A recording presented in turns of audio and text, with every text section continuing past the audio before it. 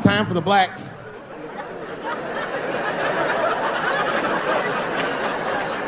These are not good times for the blacks. I don't know if you know what I'm talking about, right? Police are killing us again.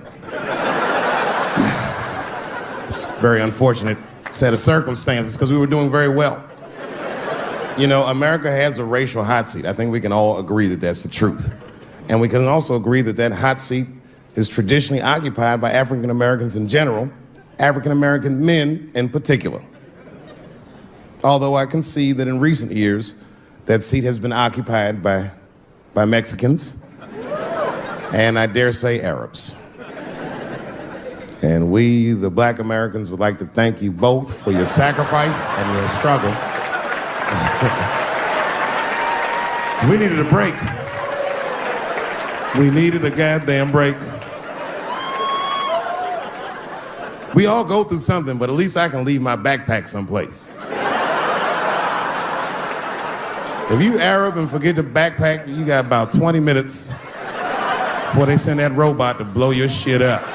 Fuhad. Now ISIS is #1 on the terrorist charts. And ISIS is fucking scary.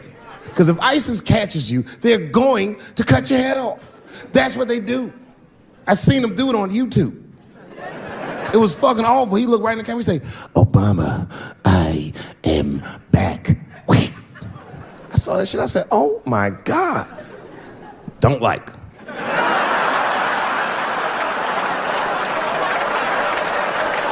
How is this guy cutting people's heads off on YouTube? I can't even post a dick pic, and this motherfucker is decapitating people.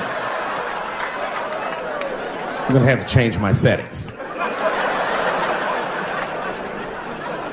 You know, everyone has it hard, but I think harder than black people and harder than Arabs and harder than Mexicans, you know who has it the worst?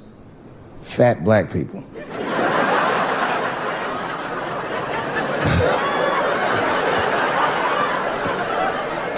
It's hard for white people to understand, but that's what I'm saying is very true. Fat black people have a really rough road, because all manner of things kill white people, but you know what kills more black people than anything, more than police and terrorism? Salt, nigga, regular. Here, white people are getting Ebola cures and shit, and meanwhile, I'm dying from fucking the flavoring.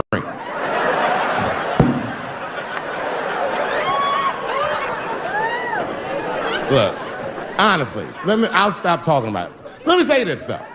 Let me just say this. Can we all just say that we've seen it coming? Were you surprised? It's like when that guy threw that banana at me. Do you think I was surprised? Hell no. I've been in show business 30 years. I was expecting this banana. I knew one of these nights, it's like somebody gonna throw a banana at me one of these nights, niggas. Because that's how it starts, with the name calling. Like that Paula Deen. Remember Paula Deen got fired from the Food Network? If you know anything about show business, it is really hard to get fired from the fucking Food Network. And they dropped that bitch like a hot potato. All because she called somebody an N-word 30 years before she had a show. I don't know who she said it to, but whoever it was just looking at her like, I'm gonna get you for this bitch.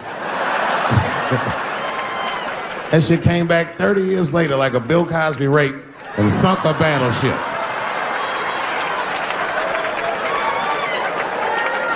And every black person was mad, but we weren't like that mad. I was just like, well, how's this bitch gonna call me a nigga when she taught me how to fry chicken? That's not fair.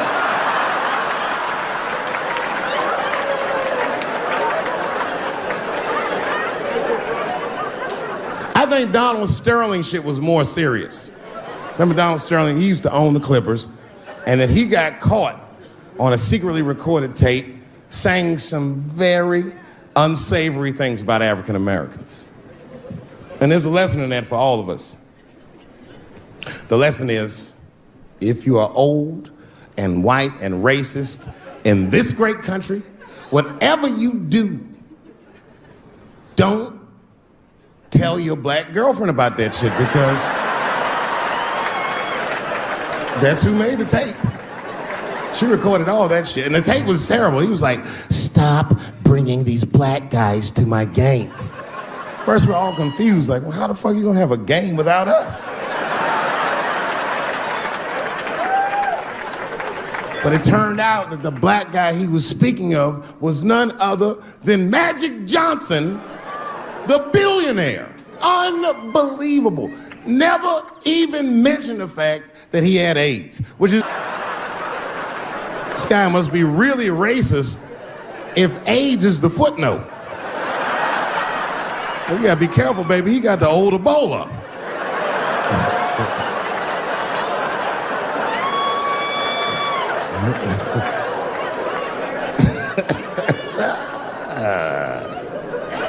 You can say what you want about that girl, but I'm gonna tell you right now, she is a goddamned hero.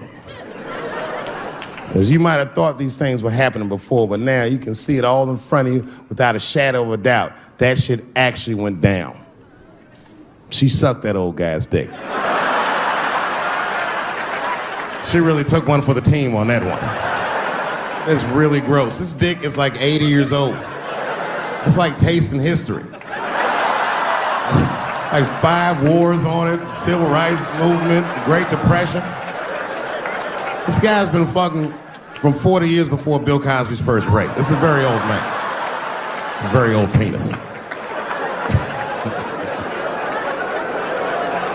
But all that shit is still, it's just name calling. Like, name calling does not break the modern black man. That's not gonna do the trick. I don't give a fuck about that. Like, if I went to Kentucky Fried Chicken, Ku Klux Klan, hood on top of their head, what do you think I'm gonna do in this day and age? Run out of Kentucky Fried Chicken? Not if I'm hungry. I'll go straight to the front. Hey, man, let me get a 2-piece. I don't give a fuck what he says. You want a biscuit with that, nigger? I thought it came with a biscuit. What's all this attitude? I want a 2-piece. Chop, chop. You know what it is. But I'm not gonna be mad. Why would I be mad? He's the one that's gotta work at Kentucky Fried Chicken, not me.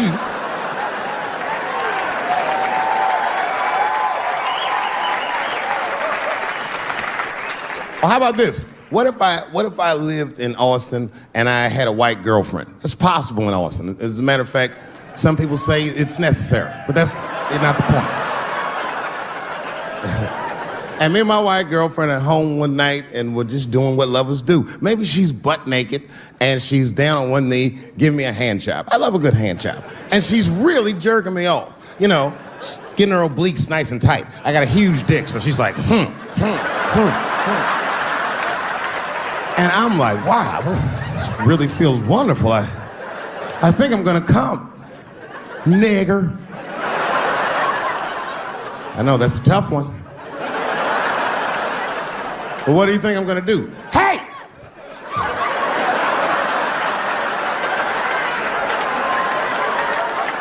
That's no time for integrity, ladies and gentlemen. I'm busting that nut in her face. I'll sort through the ethics later. But I'm what they call a man of his word. If I say I'm coming, oh, I'm coming. I don't give a fuck what happens. God forbid somebody could shoot me. If I say I'm coming, it's still like, oh.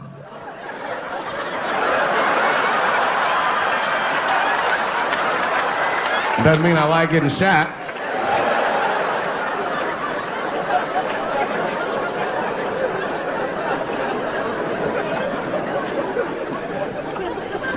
Boy.